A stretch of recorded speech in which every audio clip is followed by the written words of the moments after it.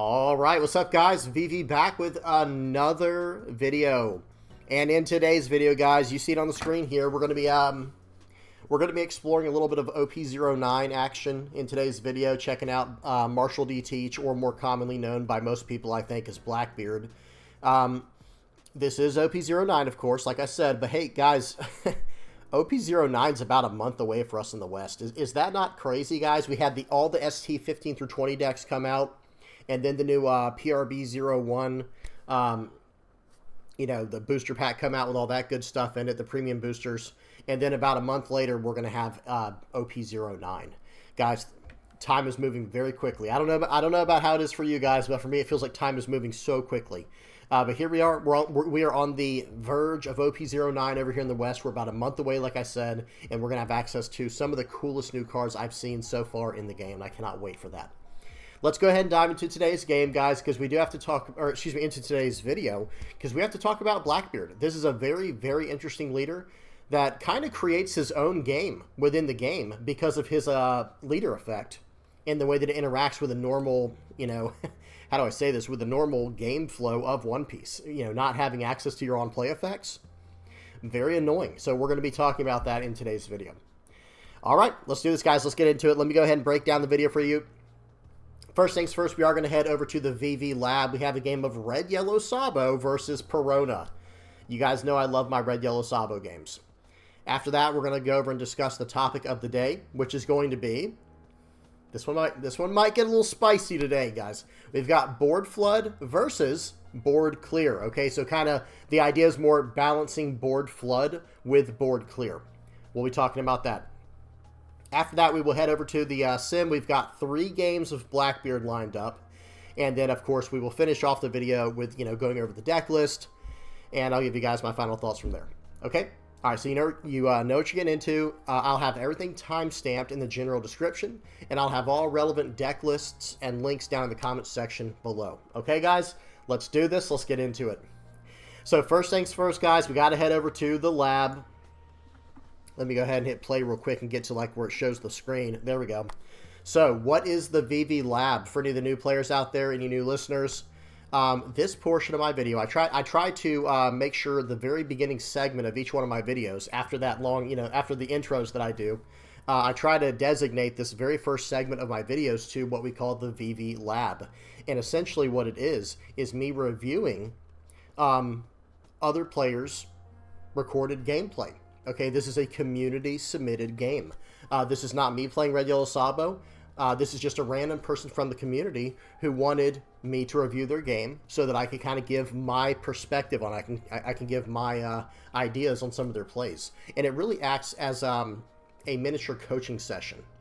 Okay, so if you're interested in me reviewing one of your games, it is extremely easy to set up, guys. It's a 3-step process. You record the game that you want me to see, that you want me to review, and then you upload the game to YouTube. And then after that, the third thing is you hop on the VV Theory Discord. The link is in the channel description. And once you're on there, all you have to do is find the channel called Review My Game. It's a channel called Review My Game. You post the link in there to the YouTube video you uploaded. As soon as I see it, I give you the thumbs up. And that's it, guys. It's that simple. You get thrown in line, and then whenever it's your turn, it's your turn. Very basic. Everything I just said is free. It's easy to do. If you have any questions on it, please don't be afraid to ask in the comment section below or on the Discord. Okay, so now let's hop into this game real quick. Let me make sure the volume is off. Let me make sure the speed is on 2x. And, yep, let's do this, guys. So it looks like the, all right, the red-yellow Sabo player did win the dice roll, and they chose to go first versus Perona. And I do kind of like that. I do think that is fine. But Perona does like to go second, so there is something to be said there. I'm not exactly sure which version of Red Yellow Sabo this is, but pause. Judging by what we see on the board and in the hand, this is probably a version of Red Yellow Sabo that's very close to the control version that I was recommending at the beginning of OP08, with a few adjustments, because we have the one-cost Nami. That card, excuse me, that card is from Starter Deck 01, and it can give a Rested Dawn card to one of your characters or leaders. Now, real quick, it looks like the Perona is in OP09. So I was not sure. Not that it matters, by the way. You guys can submit, guys. I don't mind if you submit games from OP08, OP09, whatever set's coming out. Even custom games. Some people have asked me if they could submit custom games. That's fine with me, guys. I really don't care. They were like, well, what if it's like a 4 or 5 color deck or something like that? I'm like, hey, it'll be fun to go over, right? We can at least analyze it and have fun with a crazy board state. Which maybe that could help, with people's, mental process, learning how to do things like in draft or something as well, or sealed.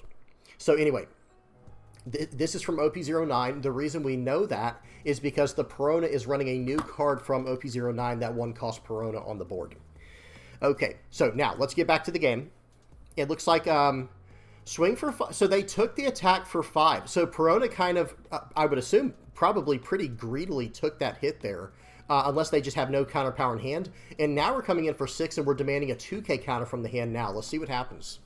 Swing for 6. They do have a 2K counter. That new Perona is a 2K counter, and it's like a searcher as well. It's kind of hard to explain. Okay.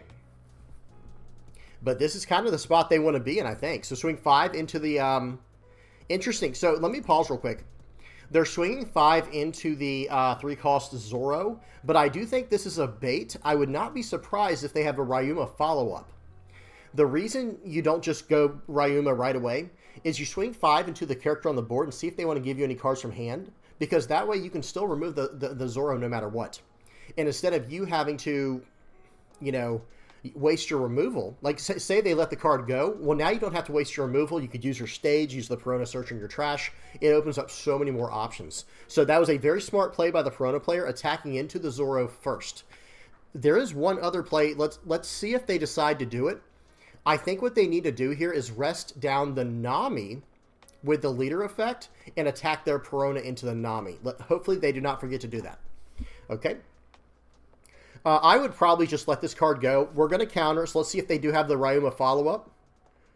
Okay. So they 2K counter out. I do agree with that. So if you're going to commit to saving the card, absolutely fully save the card.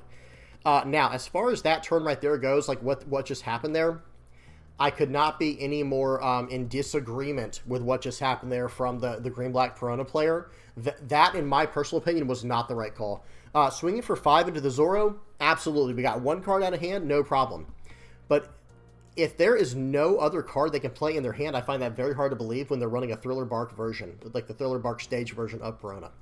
So what I would recommend in this situation next time is actually rest down the Nami with the leader's effect. Swing 2 into 1 because it's a 2,000 power. The Perona's 2,000 power, guys, and the Nami's 1,000 power. I know you can't really tell by the quality, but that's okay. Don't worry about it. They could just swing in and get a free card out of hand, or the Nami goes bye-bye, right? However, the situation here was they loaded up all 4 of their Dawn, did not develop their board, and then they had nothing to show for it because they just 2K countered out of the attack. So this is a really, really rough position for the Perona to be in. Let's see what happens next. This game just shifted its tempo into Red Yellow Sabos massively. Like this game is literally I can't even talk right now. Is literally the Red Yellow Sabo players' game to lose. Now watch this, guys. Looks like we have an excellent turn setup here, where it's going to be attach 2 Dawn to this Zoro, swing for 7.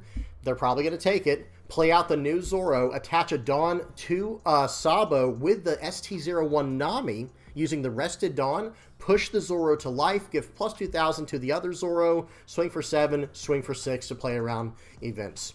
So this might be disastrous unless they get very lucky, unless the Perona gets very lucky and they hit some type of Ice Age or Who's Who or Tempest Kick type of event to KO this, if they're even running that. They take it. So exactly like I said, I can imagine, yep, attach a Dawn there. Swinging for 6 into there, I think that's okay too. Not the biggest deal. I would have probably kept that card on the board and just kept going face, to be honest. Because, hey, if they want to load up 6 onto that card again, be my guest. Okay, pause. Let's go back and read this card real quick. So this is the new Perona we were looking at for OP09. It's a 1-cost, 2,000 power, 2K counter. On play, look at the top 5 cards of your deck and reveal up to 1 Thriller Bark Pirates type card or a Mihawk or a Dracula Mihawk, right? And put it into your hand. Then place the rest on the bottom of your deck in any order, then discard 1 card from your hand. So what it's allowing you to do, it's a 1-cost, 2,000 power searcher, just like normal, but it's a 2K counter, and the only downside is you do the top 5 search, and then you have to trash a card from your hand, which is not really a downside in a deck that's running the Thriller Bark stage, because they can recycle that card later. This card will make running Green-Black Perona very interesting in the future, I think, because it's going to open up a whole nother, style or version of Green-Black Perona. Okay, so they play that card out from the trash for 1 with the stage. So they were able to activate the on-play from the trash. This is just a very, very powerful interaction. They trash that Gecko Moria, which can also pull cards out of the trash. It can pull a 2-cost or lower out of the trash. They're playing out the Anupe, draw 2, trash 2. So they're fixing their hand completely. I'm at a loss for words here what the Perona's trying to do. This game might just be a blowout, guys. They have to be so careful. Remember, guys, that Zora was 7,000 power. Our life is 5,000, or excuse me, our power was, our leader's power was at 5,000. So why not attack into that? I don't know. I guess it got a card out of hand. You know, best case scenario, it did get a card out of hand. But you have to run removal, guys. If this Perona player is... I mean, I see Stussy in the trash. Where's the Ryumas? Maybe they just got unlucky. That does happen. But they've gone through 3 searches. Remember, guys, they've done... they've gone through 2 Perona searches and then an Anupe search. I'm just wondering where their Ryumas are. Okay, so let's see what happens next. The game might be over. Let's see what happens next. Okay. Yeah, it looks like our Sabo player was reading the new Perona card as well. I mean, swing... What are we going to do here? Swing 8, swing 9, maybe? Who knows? Who knows? I'm very confused. I will say that right now, guys. I'm very confused. Swing for 7. I'd go at face. Yeah, absolutely. Absolutely, I'd go at face. He gives us some cards from hand. Play out the Sanji. Attach Arrested Dawn here. Attach that. Push the Zoro back to life first. Proper sequencing. Make the Sabo massive. 7 to face. Yeah. Let's see what they do. They're going to take it. They're down to 0 life, and we have 6 life. They're down to 0. We have a blocker. The 2 cards in our life both have rush, and then they went ahead and quit. Okay, let's hit pause. I want to see what was in their hand. Okay, they did say GG. That was good sportsmanship. They did say GG, but I'm looking at the cards in their hand, and I'm thinking that this deck does not run Ryuma, guys. I'm thinking this deck does not run Ryuma, and if that's the case, you have to add it. It's more important than Stussy. It's more important than any card in this hand other than, you know, the standard cards you have to run. What's that card called? Ors? It's more important than Ors even in this deck. And I would absolutely recommend people... and I like Ors in the deck too, actually. But you have to run Ryuma in this current format, guys. Dofi's out there. There are so many decks. I don't know a deck that does not run a small, 1 to 4 cost character that you can hit with Ryuma. And remember, you can hit a 5 cost character if it's already rested with your leader effect. So, a lot of stuff going on there. There is one more thing I want to mention. I think all of this was done absolutely perfectly by the Red-Yellow Sabo player. This was played very well. But I do want to mention right here, let's go back and talk about what I think the Perona should have done on this turn. So on this turn right here is where everything went south, and it revealed a lot about the play. Going for this Zoro is pretty much futile. I'm just going to say it because, especially the way that we built this version of Red-Yellow Sabo, we built this version of Red-Yellow Sabo to counter out aggressively early on. So the only real answer to get rid of it is by using hard removal. Because look at the counter power we have in hand, 2, 4, 5. We can get out of a 10k attack. Right? Or no, excuse me, a 9k. We can get out of a 9,000 power attack. And then we still have another Zoro after that. So, it's just wasting your time attacking into it. I think going into face and just developing board is way better here. And let's not forget to use our leader effect, guys, like in the case of the Green-Black Perona player. Rest down the Nami. Just swing 2 into the Nami. That they will probably let go. And if they don't let it go, okay, you got a 2k counter out of their hand, and then you go 5 into it. And then they literally can't get out of it. So that's what I would do, and then I still would have developed my board. And I do think that was the beginning of the end for this player, even though we're only on turn 2. Turn 2, this game was pretty much starting to go in the wrong direction where it was probably over because of the decisions made right here. The 5k into 5 was not the worst thing. I think that was fine getting a card out of hand, but make sure that Nami is going first. Get the targets you can first, because I also don't like the idea of attacking into face. Attacking into the character, that's fine. It gets cards out of hand. But using all of your Dawn to try to get a character off the board, and then it might not even be successful at the end, Game over, guys. Go for the board, but you have to develop the board, develop a board in order to fight the other player's board. Okay, awesome game. That was a very good one. That was a short and sweet game, guys. That was a short and sweet one. I know a lot of games on this that we've seen have been, you know, crazy long, but really good games. Still really good games. Okay, so now we do have to talk about the topic of the day. I'm sure people know where I'm going with this one. Already got the screen up. We're going to be talking about board clears. We're going to be talking about board flood versus board clear. Real quick, let me bring up this real quick. So this idea of board flood, what am I talking about for some of the newer players? Well, let's just go to a Dofi deck and I'll just explain it real quick. And I think it's a very healthy thing for the game when done properly, of course. A, B, C, D. I think this is one I was using most recently. Yeah, this deck list is fine. Nothing special, but I think this is just a very solid standard deck list. Especially for taking to a locals. Like if you were trying to take this to a regional, you'd have to make a few tech decisions and try to help your matchup against certain other matchups. But as is, I think this is just a very solid list. So what is board flood? What am I talking about?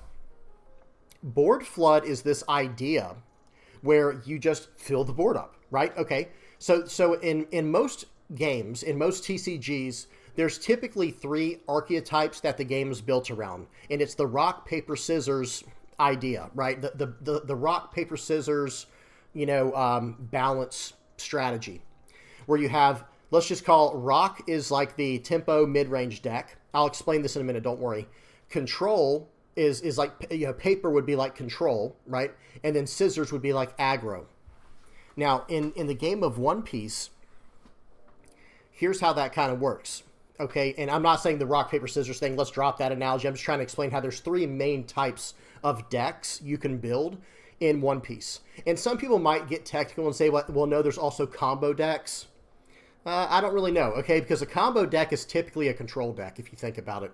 Because what is the combo deck trying to do? Or it might be an aggro combo deck. Or it might be a mid-range combo deck, right? Like, whatever kind of combo deck it is, it's still going to fall under one of the 3 categories, typically speaking.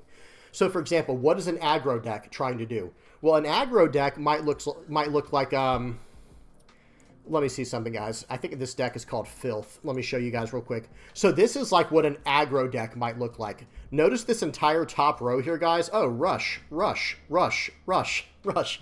And then this one, rush. Triggers, huge trigger bodies. So the idea here is I just want to go very aggressive. That's what aggro is short for, right? Aggressive. You want to just attack, attack, attack, ask questions later, deal with problems later. Let's just go face. Face is the place, and we're going all in, right? And that was a very solid deck in the beginning of the game, guys, especially if you go back to, you know, Zoro. I'm just going to show, is this the... No, this is the one that I came up with. Let me do the... No, I think this actually is... No, okay, yeah, excuse me. This is not the one I came up with. This is like the standard Zero list going around right now. But the whole idea with aggro is going pretty wide, but very low to the ground, and just attacking into your opponent, and then finishing out with these really fast rush cards like Hidden Killer, Zoro, Dragon, and so on, right?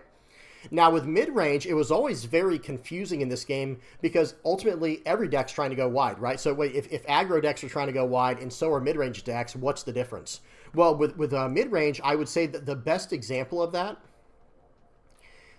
for the longest time has been Katakuri.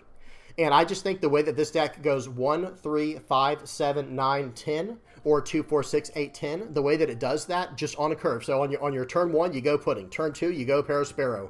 Turn 3, you go Nami. And it used to be Gadatsu for a while, right?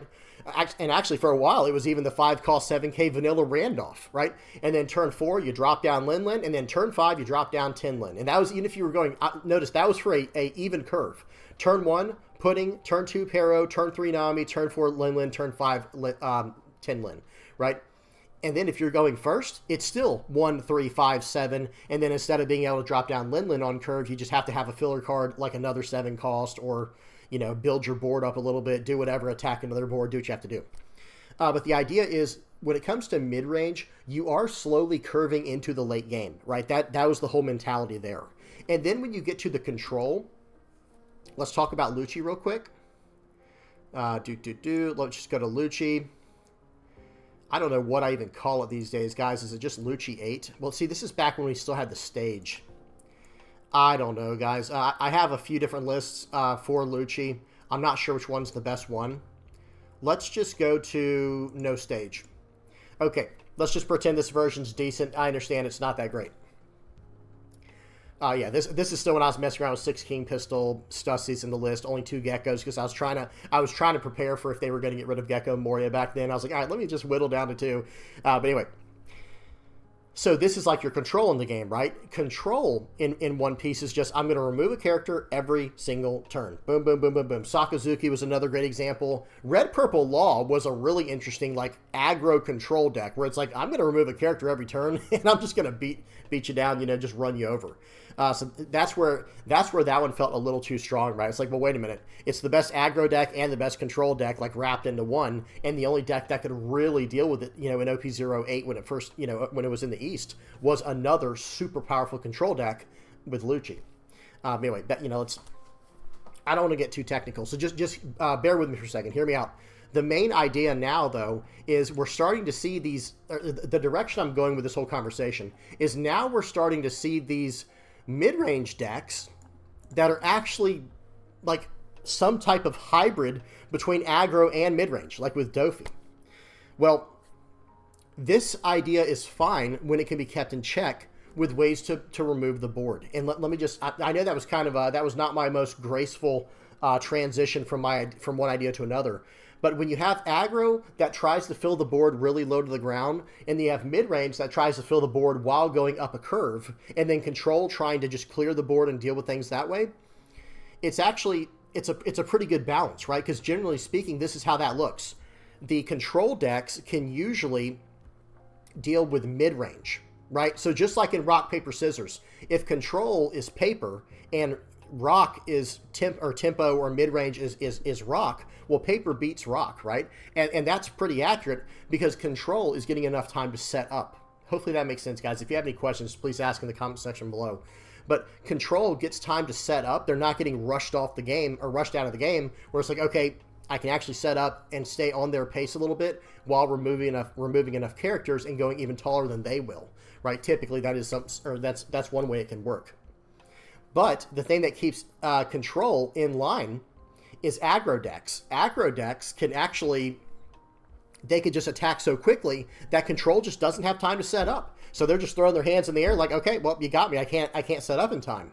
But then mid-range, the rock decks end up beating the scissors, the aggro decks, because they are curving out as well, maybe not as quickly, but in a more effective way. They're curving out in a way where it's like, my characters are getting more value than yours, right?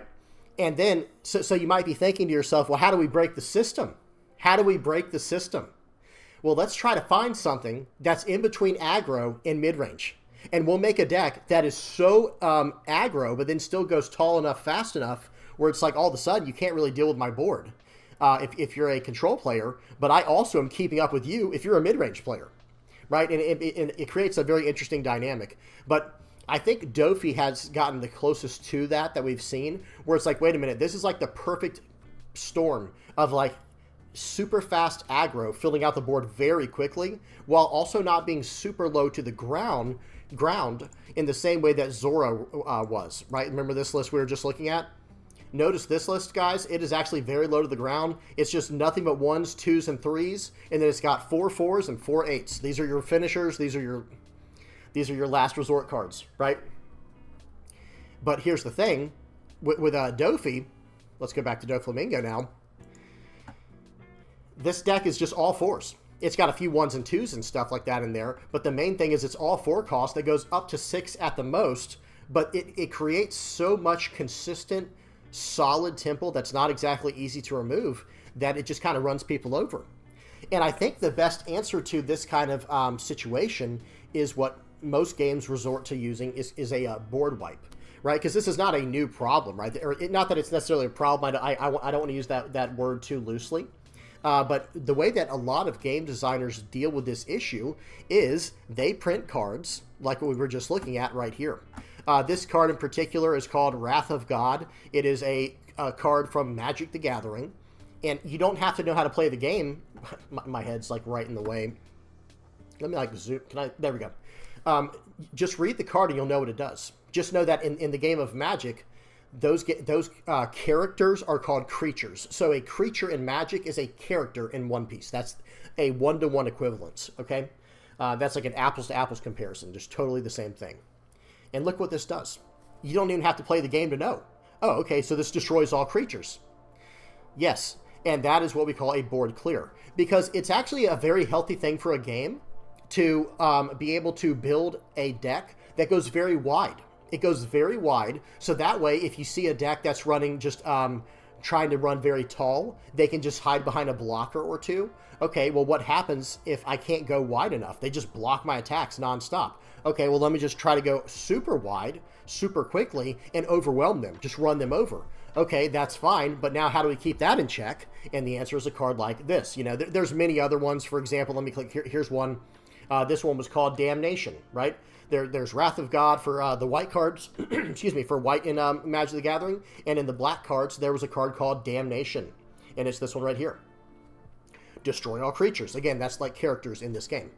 And they have this for certain colors. That's not to say that all colors should have this exact effect, but there are, you know, pretty much, there's close equivalents for each color. So, and that's what I'm suggesting that happens in One Piece. So let's go back to One Piece now. They've gotten close to doing this before. Like, for example, we've seen Kaido. I know everyone's always like, well, we already have that. It's called Kaido. Guys, this is not what a board clear is supposed to look like. Typically speaking, when someone talks about a board clear in TCGs, typically what that means is a card that destroys every character on the board. So if you have a character that is destroying all characters but itself, well, that's not really the same thing, right? And in fact, that's a very odd idea. I'm going to be honest. Like, that's a strange idea. I'm not saying that it hasn't existed in any other game. I'm sure it has. I'm sure people are thinking of ways right now that it's already happened. I'm trying to think. I can't think of any example from Magic off the top of my head. That was the main game that I played. And some games don't have board clears, to be completely fair. For example, Flesh and Blood is not a game where you develop a board state, so it doesn't need a board clear. But I think in any game that develops a board state, like for example in One Piece or in Magic or in Yu-Gi-Oh or in you know, Pokemon's not the same, right? But in games where you're developing a board state, that's a good thing. We want that. That's why we play the game, right? We like having the board state. But I think putting in cards like Kaido to clear the board state is a good and healthy thing. But I don't think Kaido is the way to do it. Okay, I know that was a little bit confusing, but hear me out. So another example that I want to use is this card called It's a Waste of Human Life. Yeah, this card here with Kobe in the picture. This is very close to what I'm talking about, but way too expensive, and especially for what it does. This card right here, I think they tried to do a little too much with, where it's an 8-cost card, and it places all cost 3 or lower characters on the bottom of the owner's deck. Then, until there are 5 cards in each player's hands, discard cards. That second part was unnecessary. I wish they had gotten rid of that second part. Excuse me. I wish they had gotten rid of the second part of that card and then reduced the cost of this card by 4. Literally make it a 4-cost card that gets rid of all 3-cost characters. Then, from there, you might be able to do something with this, right? The trigger, I think they shouldn't have, I don't like this trigger either, by the way. I think the trigger should actually be something more along the lines of like, place all, draw 2 trash 1, or draw 1 trash 1, something like that. Actually, excuse me, this is in the blue cards, never mind, just have it be a draw 1. Okay, there you go, fixed. But I think if this card right here was a 4-cost event that said place all cost 3 or lower characters on the bottom of their owner's decks, notice what that's doing. It's putting all characters, not just your opponent's side. It does, in order for it to be a fair removal, board clear that is low in cost, I do think that it needs to be, everything. I think it needs to hit everything on the board, not just your opponent's characters, but yours as well, so that it's not just like something you can, like, oh, hey, then it's like, okay, I'll just add this to Doflamingo, and I'll just board clear all your cards, and all my 4-cost guys are fine. It's like, well, that's where this card, I think, is actually a little bit underdeveloped. I think this card should be people are going to think I'm crazy, but guys, I honestly think this card should have been a 4-cost, just like what we saw with Wrath of God. I think it should have been a 4-cost card that bottom decks all 4-cost and lower characters. And then all of a sudden, that keeps a lot of decks in check, guys. Think about what that would do. A blue card that does that. Now, I know the first thing people would be saying is like, well, how, that'd be broken in Nami. I do agree with that. Make it where it's leader locked to Navy only or something. I don't know. Like, find a way around that. That's what I'm trying to say. But long story short, this card is unusable in its current form, right? This is an example of where power creep did not catch up when it came to printing this card in OP05. It's just so underdeveloped compared to what we would like to see that it's a little bit underwhelming, right? And that's why no one uses it. I mean, I know someone's going to be like, well, no, there was one list that ran it. Okay, sure, that's fine. There's always going to be one list that runs it or something and just randomly, but generally speaking, this card saw no play. And remember, guys, whenever we're doing these topic of the day portions, we're not complaining. We're just trying to talk about game design and how that we can hope for this game to get even more and more balanced in the future. That's it. That's all we're talking about. So I want to know what you guys think. So I'm going to start bringing this back to back to reality here. What are your guys' thoughts on board clear versus board flood? In the game of... Now, One Piece is very different, right? Excuse me. Remember, guys, in the game we were just looking at in... let me bring this one back up. In the game of Magic the Gathering, this card right here is very effective because it destroys all creatures, or what we would call characters in One Piece. It destroys all of them on the board, even yours. And here's the thing that is a little bit different about Magic versus One Piece. There is no leader in Magic, right? So imagine this card existed in One Piece. Imagine this card existed in One Piece. Well, guess what? If I wipe every card on a Doflamingo's board, what card am I not going to wipe? I'll give you guys a hint. My mouse is over it right now. Doflamingo, the leader. The leader's not going anywhere. So I do think that in the game of One Piece, I think that Bandai, I'm really hoping Bandai, how do I say this? I'm trying to be as as non I don't want to say anything too crazy. I'm not trying to make people rage, and I'm also not trying to give an exact number where people are going to quote it and be like, this is what he thinks. It's like I'm just trying to give ideas. But I really hope that Bandai can start working out in their mind ways to introduce very fair board wipes into the game. Because if you think about it, let's put our thinking caps on, guys. I'm going to recline on my seat here. I'm trying to get comfortable so we can think about this.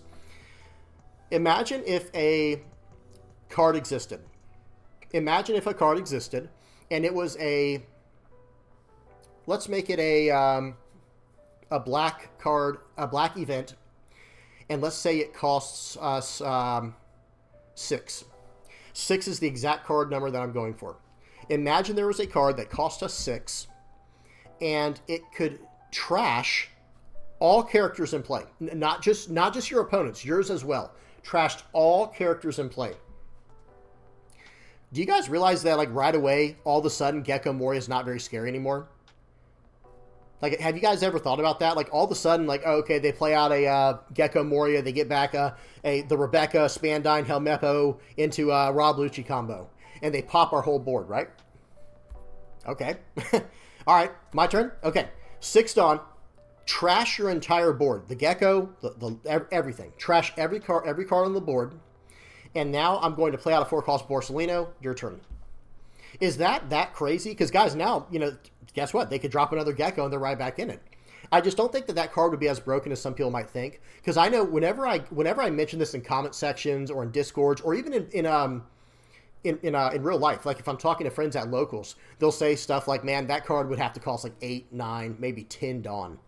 It's like, well, wait a minute. If it costs too much, if it costs too much, then all of a sudden it's not even worth playing, right? Because, okay, that's your whole turn. You know what your opponent's going to do next turn? They're just going to swing with their leader and, knock you out for the last hit, Because you're not developing a body when you do this, unless you're playing that Kaido card, which, like I said, that's a card that I'm not a huge fan of how it was developed, but I understand why it's in the game. And I do think it's at least a good example of, okay, board clear can be very powerful. But when you're looking at board clear like this, guys, this is a joke. You know what I mean? This card right here is almost completely unplayable. The way that it discards all the cards in hand down to 5/2, that's just an added effect we didn't need. Now, one thing that I have noticed Bandai is doing, we might be talking for a while today, guys. This might be my longest topic of the day yet, because this is one of my favorite subjects to talk about. One thing I've noticed them doing is they are starting to print cards like this. Lucci, we already talked about. The 4-cost Lucci can pop 2 characters, right? Gravity Blade can hit 2 characters. What's another one? There's also Conqueror, what is a 6-cost purple event? I can't remember what it's called. Conquest, Hakai Ocean Sovereignty. Okay, they're starting to do this thing where they're going to let us pop 2 characters at a time, which is better than nothing. But I would much rather like to see something come out soon that just says, hey, we're going to wipe this board down to nothing. And I'd be okay if they upped it from 6 costs to like 7 or 6 costs, maybe to 8 at the very most, if it actually clears the entire board. Because what's really happening, if it doesn't exist in that way, then you're just kind of letting them build up the whole next turn, and now you're still behind, right? You see what's happening? Where it's like, okay, if we make board clear too expensive, then what ends up happening is like, okay, so I just used my entire turn to wipe their board. And they're like, oh, man, oh, shucks. Okay, all right, my turn now. That was your whole turn? Okay, my turn. They fill it out again. Now what? You know what I mean? Like, are you just going to have, how many of these are you going to put in the deck? How many will you include? How many will you actually draw for the game? And they're still just running you over with their leader every single turn. And any deck that's running rush cards just run you over anyway. So I do think it would be a very balanced thing for them to add to the game. Let me say that to kind of end off. And I want to know what you guys think about it. I mean, how much do you guys think board clear would be good for this game? Because we have board flood. That's not going anywhere, guys. Let's just look at the board flood in this game. Here, let me hit 7 for purple and for green. We got 2 different Luffys. Like this Luffy right here is going to help fill out the board with just a single card. This Luffy, same thing. When it comes to, let's go to blue. We already kind of looked at it. It's on the board here, right? So here's the blue example of a deck that can just completely fill out the board. Black obviously has this card right here called Gecko Moria. Just completely fills out the board for them. Yellow has a little bit right now. They're still working on this package. I think it'll probably get better over time. They have like the Own plus Holy package where you can fill out some cards on the board. And red even has good old Chop. This guy right here, Chopper. So board flood is something that is in the game, and I think it's very healthy for the game when there are healthy answers to it. Do you guys see what I'm saying? And I really want to know what y'all think about this. Are you on the same side as me? Do you think that if they had just added board clear, we wouldn't have to even worry about the Blackbeard leader? By the way, Blackbeard, the leader's getting a event as well, isn't it? Let me see something. I don't know if it's on the sim yet. It's not on the sim yet, but there is a new event coming out. Spoiler warning, guys. Spoiler for OP10.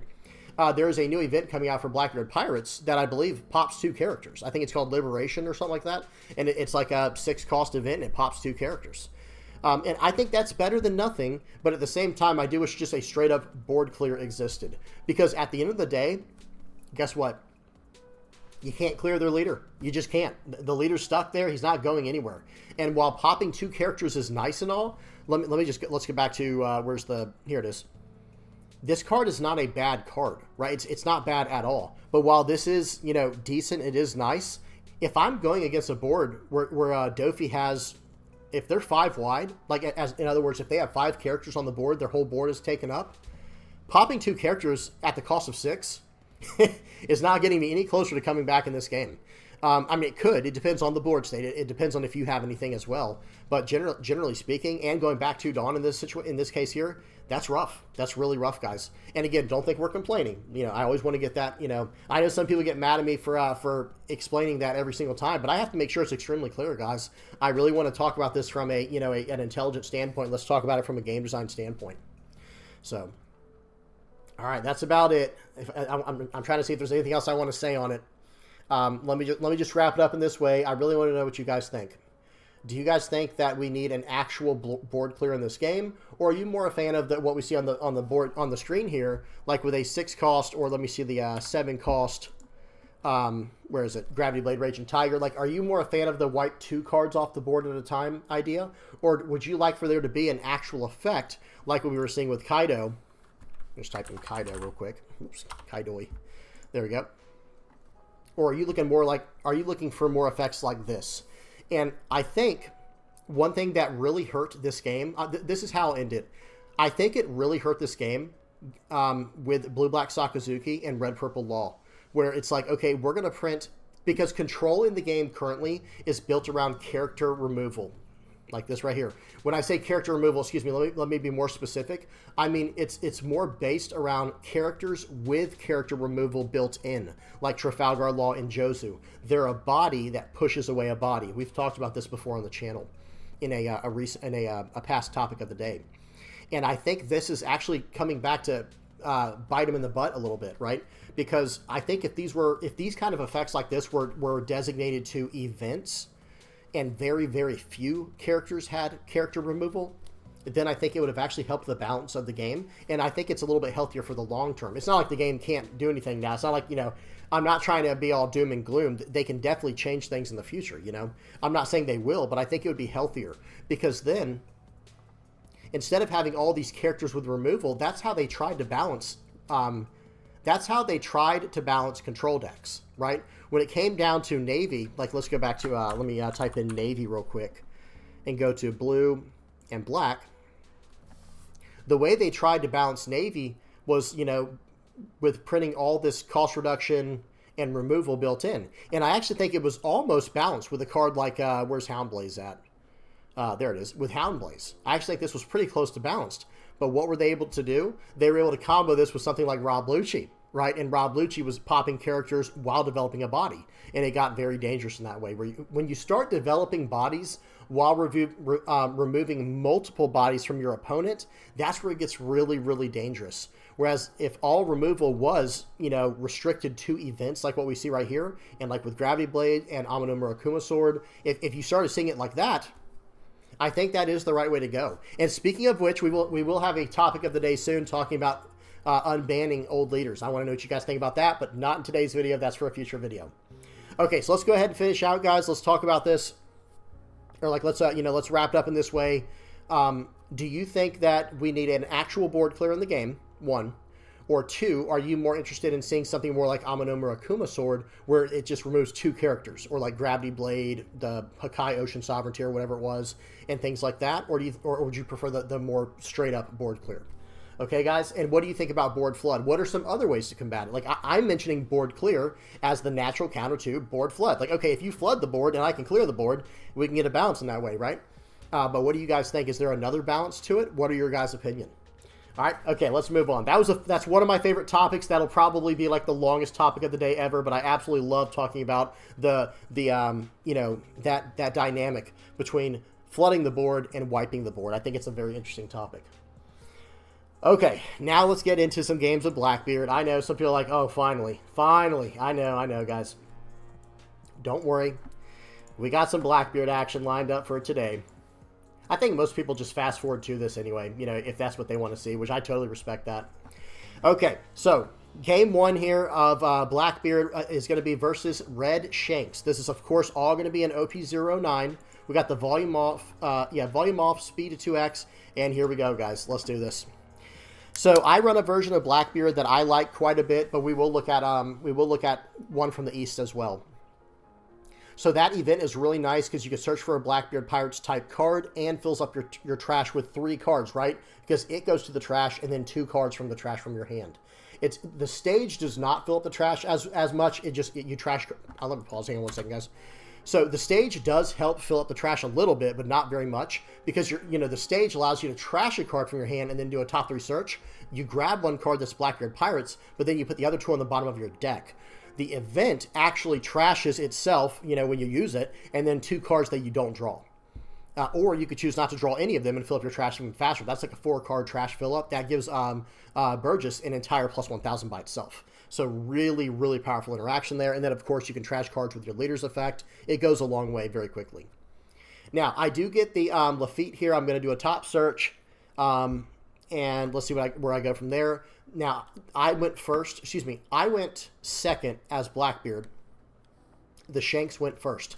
I do think Blackbeard wants to go second literally every time. I don't think there's any exception to that, at least not in my personal opinion. There is no exception to that, because you get to draw the extra card for the turn, which really helps you pay for your leader effect and have answers in hand. And you get straight to 10 Dawn right on turn 5. So that is the way to go, in my personal opinion. That's what I would try to do. Okay, here we go. Let's see what happens now. So I'm doing a search with Lafitte. Let's see what I grab. Going to grab a 2K counter, Shuria. And now it looks like I'm going to swing for 6. And I think I'm going to play out a 2-cost the Doc Q to pop one of these Udas. Okay. Yep, I just go ahead and pop it. If he wants to attack into this, that's fine because it draws me a card. And, okay, and then I use Black Hole at the end of turn. Whoops, almost forgot that. I think I used Black Hole one turn too early because I don't think there's many... well, I guess if he was running Yasop, never mind. If he's running Yasop, then I guess that was pretty nice. He clears up my board. I got to draw a card from it. Got to eat up an attack. I'm fine with it. He plays out Lucky Roo.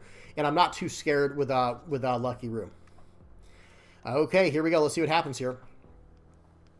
So we're going to load 7 up on the leader. We're going to swing for 7 at face here. He could do the leader effect and hit it with a 2K counter. He doesn't. So I'm going to use I play out the Burgess for the turn, and I'm going to trash a 2K counter from my hand to use my leader's effect.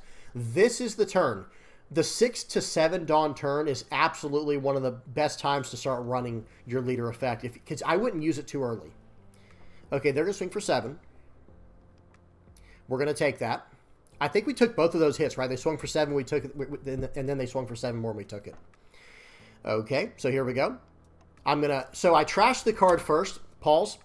Guys, sequencing is very important. This is actually a very technical deck to play with Blackbeard, because I'm trashing a card first, which got me to 8 cards in my trash, and that buffed my Burgess by 1,000 more power, just by using my leader effect first. So I'm swinging for 7,000 into 7 here, and let's see what happens. He reduces it by 1,000 with the leader effect, and he 2K counters out. Okay, no problem. Now I'm going to swing for 6 more. Going to go 6 at face here. He uses Lucky Roo, but here's the thing, guys. Lucky Roo does not... how do I say this? Lucky Roo KOs. Ben Beckman trashes, okay? So I have to keep my leader effect going. Ben Beckman will trash a card, but Lucky Roo KOs a character with, I think it's with an original base cost of 6,000. Well, or base power of 6,000 or less. But here's the thing. Burgess cannot be KO'd, period. Like, that's part of the text on the card. It has that effect. Okay, so here we go. Going to play out the Jack. We're going to pop the Zoro, and here we go. I have a 7,000 power character, an 8,000 power character. They're going to go 9 at face. I think he should have gone 9 at 7 there, to be honest. I get an Ice Age here, and I actually am going to use that because I'm scared he's going to start swinging super wide against me. Pause. Guys, the way to beat Blackbeard, okay, we're trying to figure out how to win with it right now, right? That's why we're watching this. We're trying to see how to play it.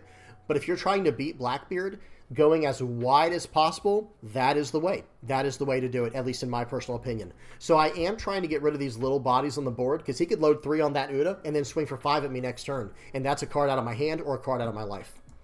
Okay, we're on our 10 Dawn turn. Let's see how we deal with this. We actually have a very good setup here. Okay, I'm going to go ahead and tap this guy, trash a card from hand, pop the Uda. Excuse me. We're going to play this guy out, and now he can't block with his Lucky Roo, right? Because we completely turned off his effects have been nullified, so he can't block. So we're going to swing for 5. Okay, and then we're going to swing for 8. He takes it, and here we go. It's their turn. I have trashed a card. I trashed another Burgess from my hand. Now he has no on-play effects. He's going to swing for 12. I'm going to block and give him a 2K counter. He decided to not attack with his leader there, but I mean, I would have just countered out. But still, he chose not to attack with the leader there. That was a mistake by my opponent. And let's see what we do next. The real question here is if I go face or try to deal with this Shanks here. And I can deal with this. I can deal with the Shanks, right? I can deal with Shanks here. But I have to use cards from hand. Okay.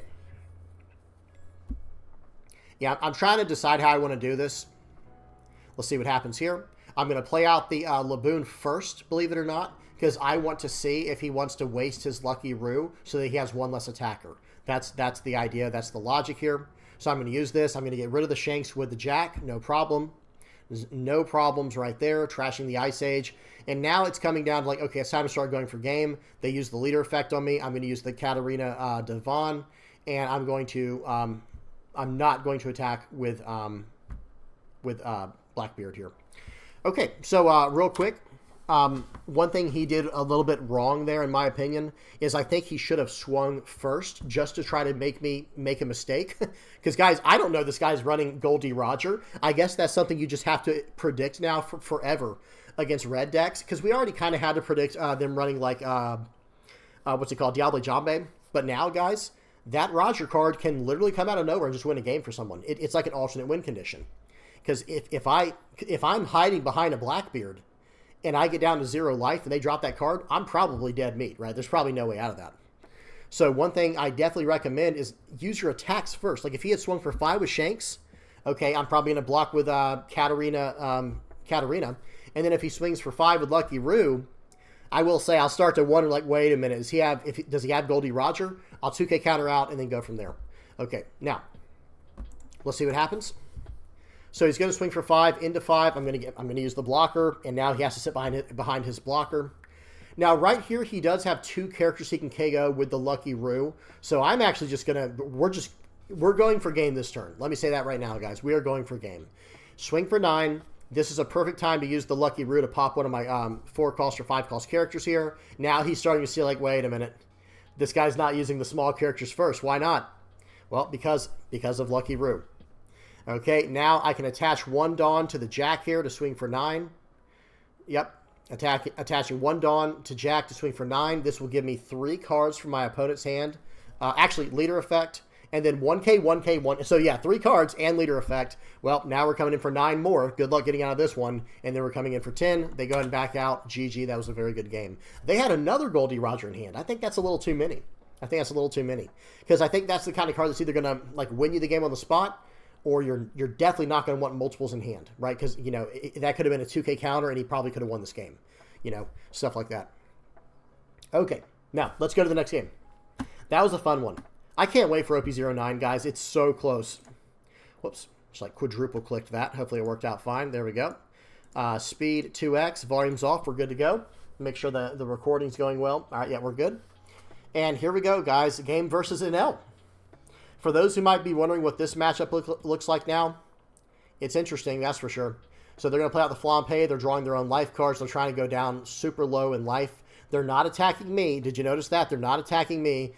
They attack in, or excuse me, I attack in. They get a trigger Luffy to pop my Lafitte, but I'm not too worried about that, to be honest, because I wasn't going to use this turn anyway. I was going to play out the Burgess.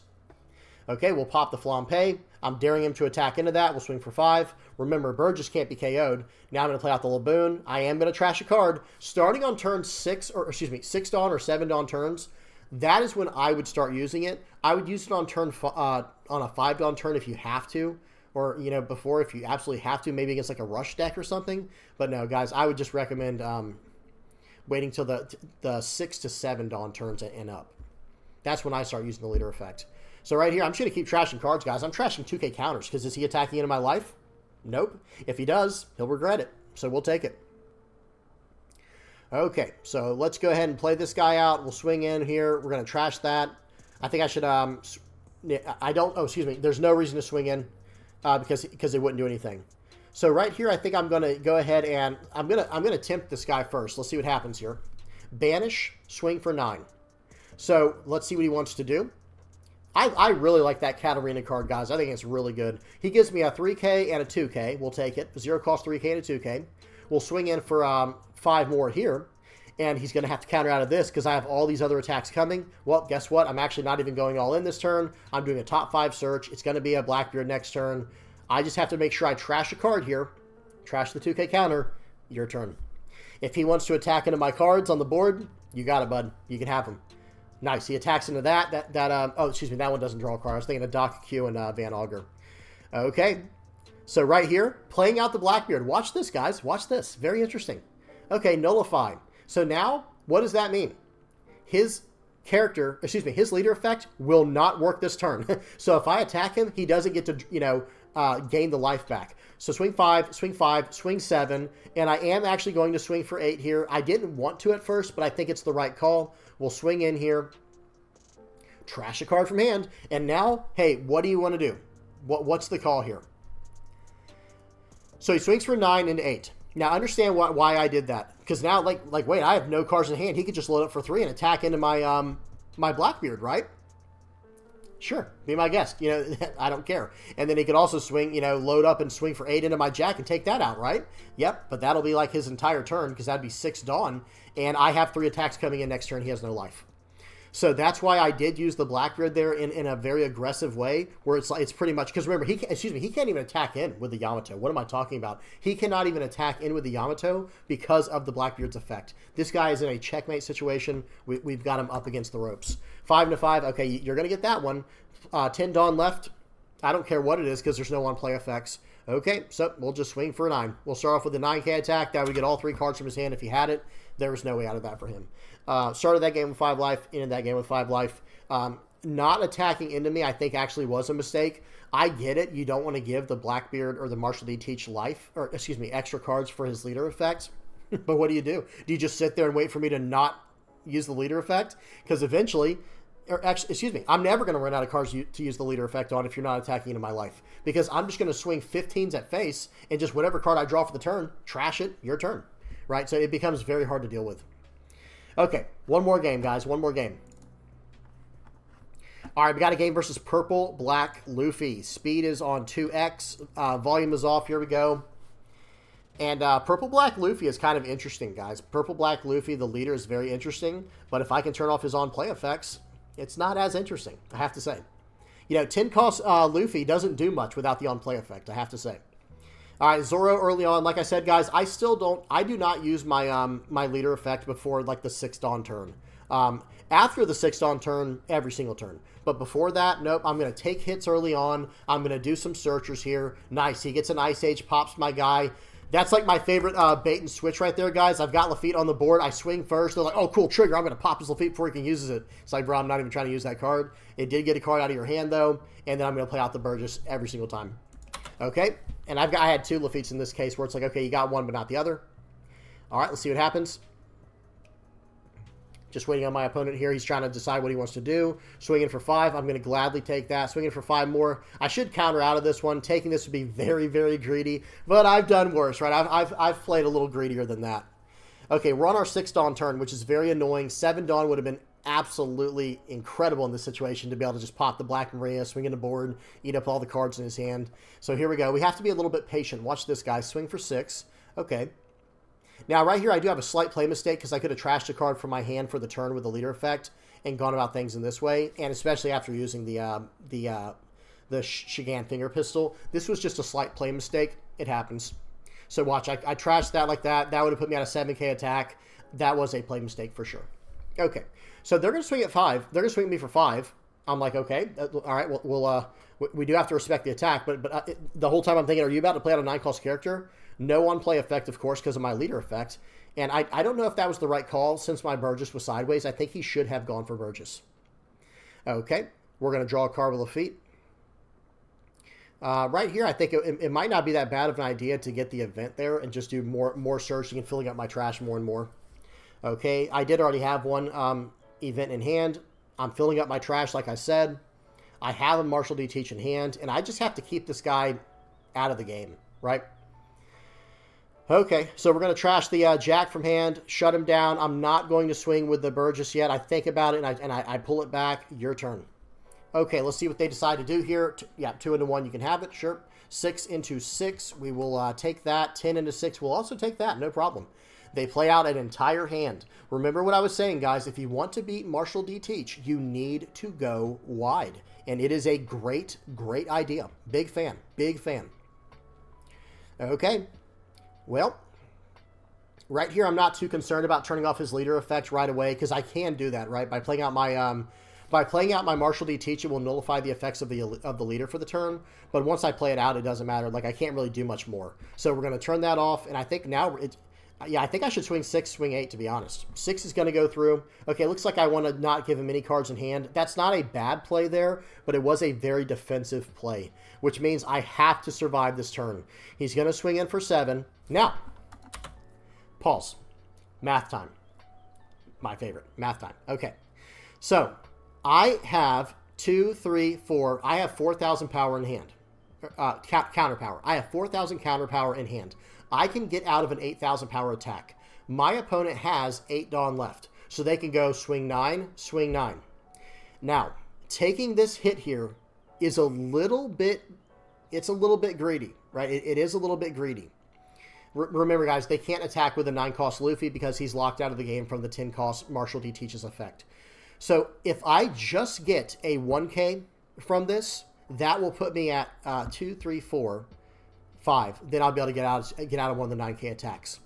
So, or if he chooses to go wider, if he tries to swing 7 and then 7 and 7, like 7 with each of the, the swing with the Trafalgar Law, which I don't think is the right call, then I'll still be able to get out of it. But I just need 1K from this. So this is my only chance to win the game right here, is I have to risk getting a 1K or 2K.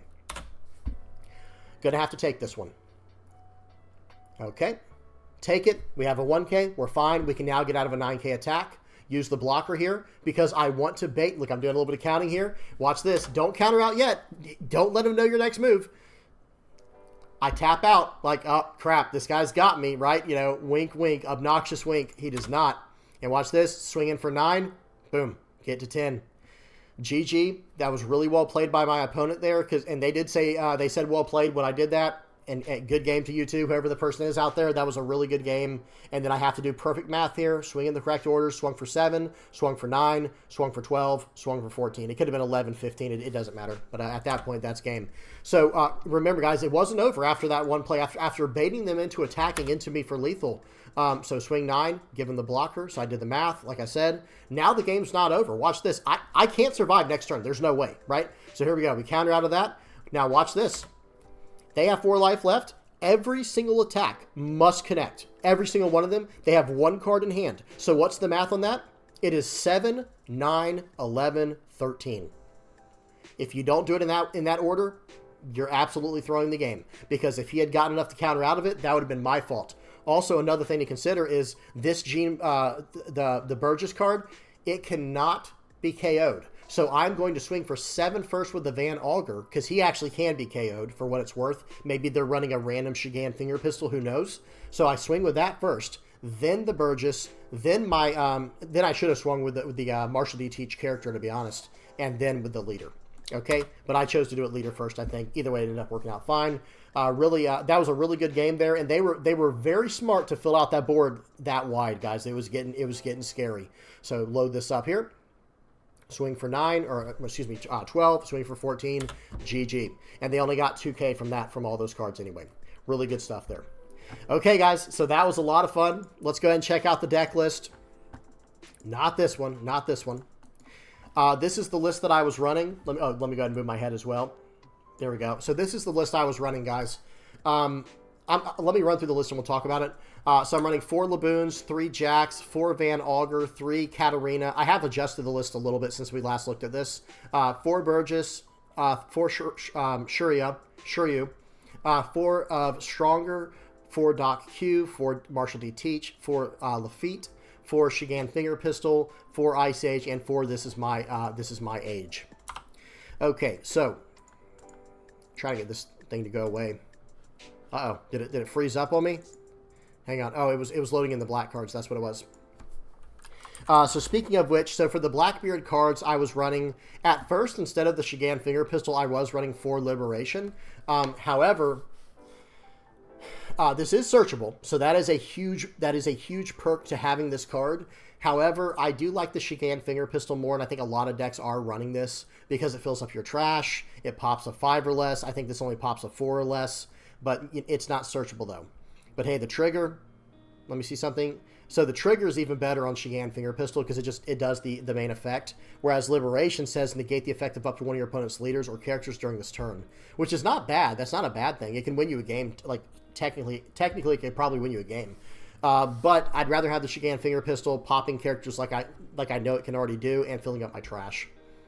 Now, one big difference that some of the other decks are running. Let me see something real quick, guys. I think I called it Blackbeard. Hang on one second, guys. I did make this. Okay, this was a list I got from one of the tournaments. This was not my creation.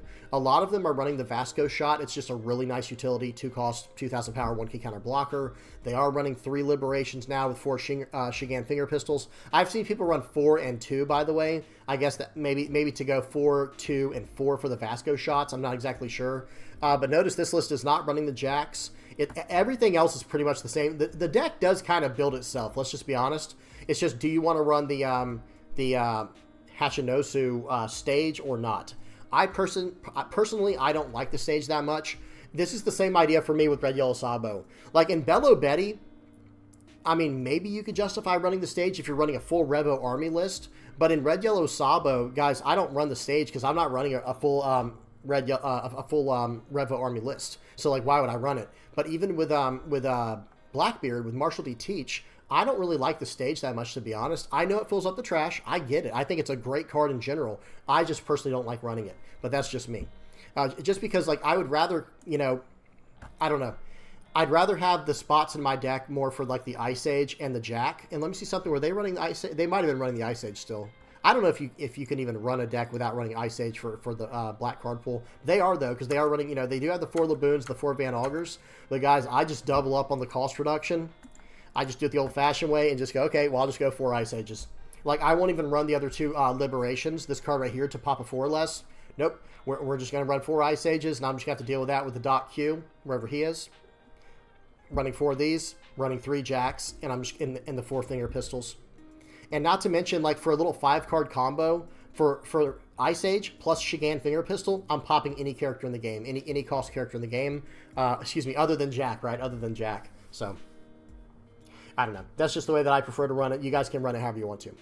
All right, I'm done. I'm done, guys. Y'all tell me what y'all think in the comments section below. Who here is looking forward to running Blackbeard? I know I cannot wait to see a new, you know, some new stuff pop into the meta, some new leaders pop up. Because it does have to be said, guys, for OP08, you know, the leaders were, they didn't really pop off, right? What was it? It was like Purple Yellow Pudding, Red Blue Marco, Calgara. Trying to think. Purple Black King. I got to be missing one more. I think Red Green Chopper and something else, guys. I don't know. Don't beat me up over it. I'm sure I'm forgetting one. But long story short, guys, there weren't a lot of leaders that came out of OP08 that really made a splash in the meta. But who knows? In the future, they might get enough support, and we'll have to see what happens. But guys, whenever these new monocolored 5-life leaders pop up, they're usually a very fun thing to dive into and to give a chance, you know, to give a try and have fun with. Okay, all right, I'm done. Again, thank you guys for stopping by and listening to this old man rant. I sure do appreciate it. Let's go ahead and hop over to the playmat page here. Big shout out to everybody who supports this channel, guys. If you're liking, subscribing, sharing, commenting, viewing, whatever way you're choosing to help this channel out and help me out, I really do appreciate it, guys. Thank you so much. Big shout out to everybody on this page right here, the VV Pirates Playmat Supporter page. Hope you guys are enjoying your playmats. And of course, last but not least, the patrons. Thank you guys so much for helping me in the ways that you do. I'm probably going to say it every single time, guys, but you're helping keep the dream alive. Got a new name on the list, too. Big shout out to Lloyd. And I know he's been on the channel for a long time. So thank you guys so much. Thank you so much, guys. All right, till next time, please do not forget to like and subscribe. If you have any comments, questions, or suggestions, do not hesitate to put them in the comments section below or on the Discord. And yeah, till next time, guys. Peace.